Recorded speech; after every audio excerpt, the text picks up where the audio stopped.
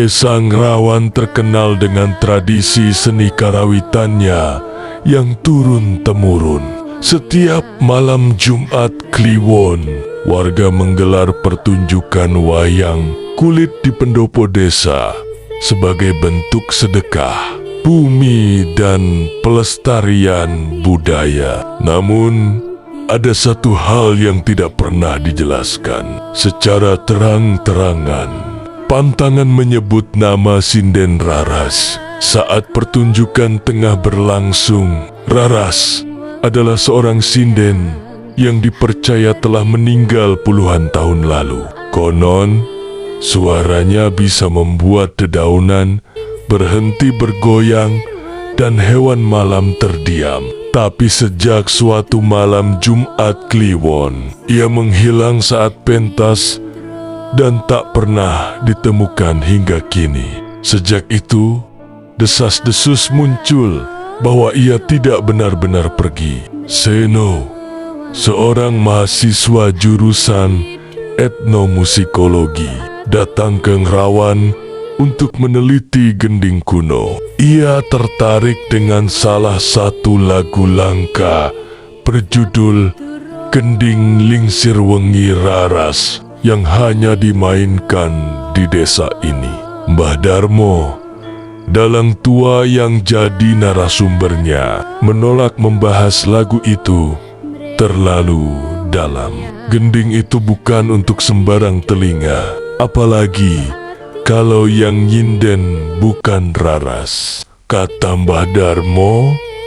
Wajahnya tiba-tiba pucat, tapi rasa ingin tahu Seno justru semakin besar. Ia menyelinap ke ruang gamelan desa pada malam hari, ingin mencoba memainkan gending itu secara pribadi. Saat palu pertamanya menghantam bonang, udara terasa lebih dingin. Daun-daun berjatuhan dari langit-langit, padahal atap pendopo tertutup rapat. Tiba-tiba terdengar suara sinden melantunkan tembang. Suaranya lembut tapi menggigit, seperti datang dari dalam tanah. Seno menoleh. Tidak ada siapa-siapa, tapi di ujung pendopo, seseorang berdiri mengenakan selendang merah pudar. Rambut tergerai menutupi sebagian wajah.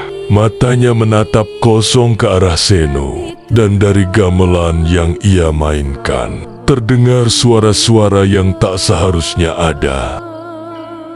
Seno membeku. Sosok perempuan berselendang merah itu perlahan melangkah mendekat. Suaranya tetap melantun tanpa henti, menyatu dengan irama gamelan yang entah bagaimana masih berbunyi.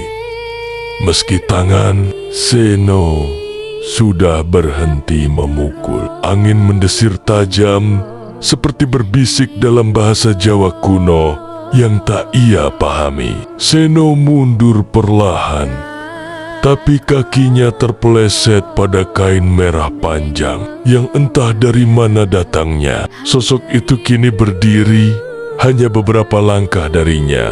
Wajahnya terlihat cantik tapi pucat, dan matanya kosong, seolah tak punya cahaya kehidupan. Ayo muleh karo aku, Seno menjerit.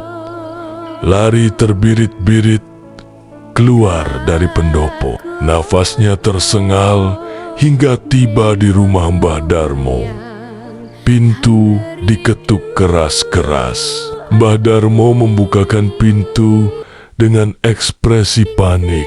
Mbah Darmo langsung menutup semua ventilasi dan jendela rumah. Ia menaburkan kemenyan dan bunga 7 rupa ke pojok-pojok ruangan, lalu menyalakan dupa dari kayu cendana tua. Raras bukan hanya sinden, ia perjanjian zaman kolonial. Suaranya dipakai untuk menyembunyikan kematian dalam gending. Ia nyinden bukan untuk manusia, tapi untuk arwah yang ingin dipanggil kembali. Seno tak bisa bicara. Tubuhnya gemetar, tapi yang lebih mengerikan, dari luar rumah terdengar irama gamelan kembali dimainkan sendiri, tanpa tangan manusia. Dan dari celah dinding bambu, bayangan berselendang merah melintas pelan.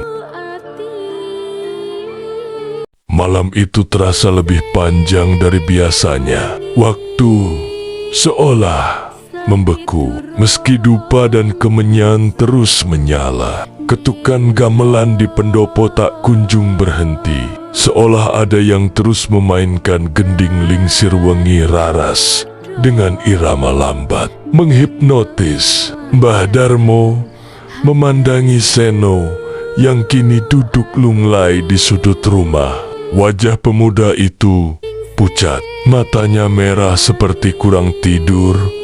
Tapi bukan karena kantuk, ia terus mendengar suara sinden berbisik di telinganya. "Tolong, iringilah aku bernyanyi lagi." Mbah Darmo menghela napas dalam. Raras dulunya manusia, tapi ia menolak mati. Ia teken janji karo dalang Belanda waktu zaman penjajahan. Dia mau suaranya kekal, tapi tumbalnya bukan 1-2 jiwa. Seno menggeleng, mencoba menyangkal, tapi hatinya mulai merasakan sesuatu yang lebih dalam dari rasa takut.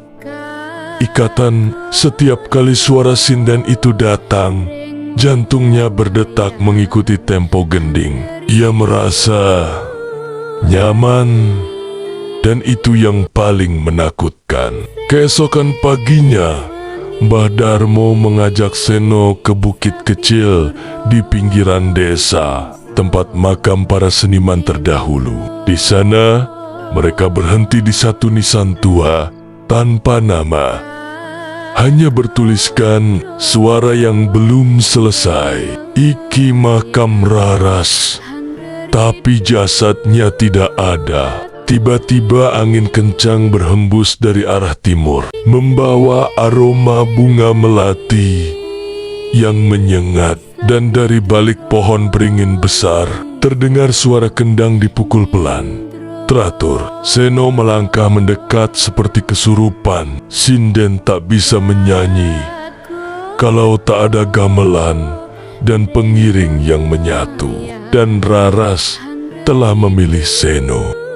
Malam berikutnya, Seno memutuskan untuk tinggal di pendopo desa. Meski dilarang oleh Mbah Darmo, ada sesuatu dalam dirinya yang memanggil, mengikat seperti janji lama yang belum ditepati. Ia duduk di depan gamelan. Jemarinya menyentuh wilahan logam dengan ragu. Namun tanpa sadar, tangannya mulai bergerak sendiri. Gending lingsir wengi Raras kembali mengalun, dan dari balik tirai pendopo, kabut putih masuk perlahan. Dari kabut itu muncullah Raras. Wajahnya kini lebih jelas, cantik, tapi tragis. Rambutnya disanggul dengan hiasan bunga melati layu. Di lehernya tergantung liontin perak dengan ukiran huruf Jawa kuno. Ia tidak berkata apa-apa, hanya menatap Seno penuh luka. Lalu suara lirihnya muncul, bukan dari mulut, tapi langsung di kepala Seno. "Aku pernah hidup, pernah mencinta, tapi aku dikhianati." Tiba-tiba pandangan Seno kabur. Sekejap kemudian, ia berada di masa silam. Pendopo desa. Tahun ke-1911, ia melihat seorang dalang Belanda bernama Herman van Dekker memimpin pertunjukan wayang untuk pejabat kolonial. Raras muda hidup dan ceria menjadi sinden utama. Namun, malam itu sesuatu berubah. Di tengah pertunjukan, Herman memaksa Raras menyanyikan gending laras, pengunci jiwa, sebuah tembang kuno terlarang yang dipercaya bisa membuka pintu antara dunia manusia dan dunia roh. Raras menolak, tapi ia dipaksa menyanyi hingga roh-roh gaib masuk ke dalam dirinya. Suaranya menjadi milik mereka. Ia kehilangan jiwanya perlahan hingga tubuhnya lenyap di malam purnama berikutnya, tak pernah ditemukan. Seno terhuyung, pandangannya kembali ke masa kini. Raras berdiri di depannya, menatap dalam. Kau reinkarnasi Herman, tapi aku belum bisa memaafkan. Aku harus menyelesaikan laguku. Tiba-tiba, langit malam memerah. Gending terdengar dari segala arah. Warga desa satu persatu keluar rumah. Matanya kosong, seperti tertarik oleh suara yang tak kasat mata. Malam itu, pertunjukan wayang akan dimulai kembali. Tapi kali ini, dalangnya adalah roh, dan sindennya bukan lagi manusia.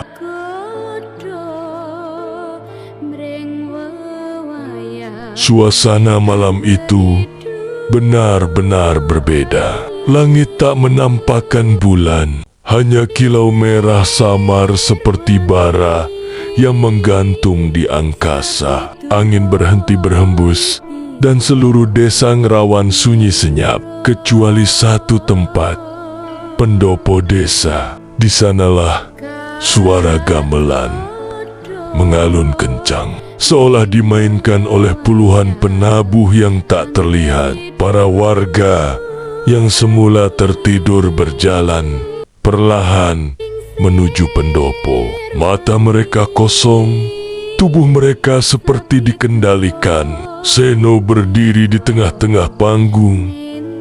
Matanya berkaca-kaca, terkunci antara rasa takut dan pasrah. Dari tirai belakang panggung muncul sosok sinden berkebaya kuning, pudar Raras. Wajahnya lebih hidup malam ini, namun bayangannya terus bergetar, seolah berada di dua dunia sekaligus. Sekarang waktunya Herman. Seno mencoba bicara, tapi suaranya tercekat. Di hadapannya, wayang-wayang kulit tergantung tanpa dalang. Namun tiba-tiba, bayangan mereka mulai bergerak sendiri di kelir. Menari, bertarung, menangis, tertawa. Wayang-wayang itu digerakkan oleh tangan gaib. Mbah Darmo muncul dari kerumunan warga, berteriak, "Seno, iki jebakan le. Raras ora butuh gamelan, dia butuh tumbal dalang sejati." Namun terlambat. Raras mulai menyinden dengan suara menggema ke langit. Seno berlutut di hadapannya. Bayangan dirinya sendiri muncul, tapi mengenakan pakaian dalang kolonial zaman Belanda. Wujud reinkarnasi Herman van Dekker. Semua jadi terang di benaknya. Ia memang datang ke desa bukan hanya karena penelitian, tapi karena sesuatu yang sejak kecil memanggilnya dalam mimpi. Suara sinden itu, wajah perempuan itu, semuanya sudah ada di alam bawah sadarnya. Mbah Darmo berlari ke arah panggung sambil membawa kendit sabuk sakral, mencoba mengikat kaki Seno agar tidak ditarik ke alam gaib. Namun panggung bergetar, dinding pendopo retak, dan bayangan tangan-tangan besar muncul dari bawah. Tanah mencari jiwa dalang yang belum menebus kesalahan masa lalu. Dan tiba-tiba semua jadi gelap, hening, sunyi yang tidak wajar. Seno terbangun dalam keadaan tergeletak di tengah pendopo. Gamelan telah berhenti. Warga-warga yang tadi berdiri seperti patung kini terbaring, tak sadarkan diri di sekelilingnya. Hanya satu yang tetap tegak berdiri, Raras, ia memandang Seno dengan tatapan yang bukan lagi penuh dendam, tapi penuh harap. Aku tidak menyalahkanmu, tapi suaramu telah kutunggu sejak lama. Ini kidung terakhirku. Tiba-tiba, di sekeliling pendopo muncul bayangan ratusan arwah, berpakaian seperti para penari dan pemain gamelan zaman dulu. Mereka tak bersuara, hanya duduk rapi, menanti pertunjukan terakhir. Mbah Darmo dengan tubuh lemas, tapi tekad kuat, merangkak, mendekat, dan menyerahkan sebuah lembaran lontar. Tua pada Seno, ini notasi tembang terakhir milik Raras yang belum selesai. Jika kau selesaikan, suaranya akan kembali ke alam asal. Dengan tangan gemetar, Seno menabuh gamelan. Kali ini dari hati, bukan karena paksaan. Irama baru mengalun, tak seperti gending sebelumnya melankolis, dalam dan menyentuh jiwa. Raras menunduk, air mata jatuh di pipinya. Ia mulai menyinden, namun sesuatu berbeda. Suara itu bukan kutukan, tapi pelepasan. Para arwah satu persatu menghilang dalam cahaya. Bayangan yang tadi suram berubah terang. Saat bait terakhir selesai, tubuh Raras perlahan menghilang, bersinar bagaikan uap air terkena mentari. Terima kasih, Herman. Sekarang aku bisa tidur. Dan ia pun lenyap, meninggalkan hanya sebentuk liontin perak yang jatuh di depan Seno. Keesokan paginya, warga bangun tanpa ingatan tentang apa yang terjadi. Pendopo tampak utuh, bersih, seolah tidak terjadi apa-apa. Tapi Seno tahu, semuanya nyata. Ia membawa pulang liontin itu. Di dalamnya terdapat ukiran halus. Suara tak bisa mati, hanya bisa diteruskan atau dilepaskan. Selesai.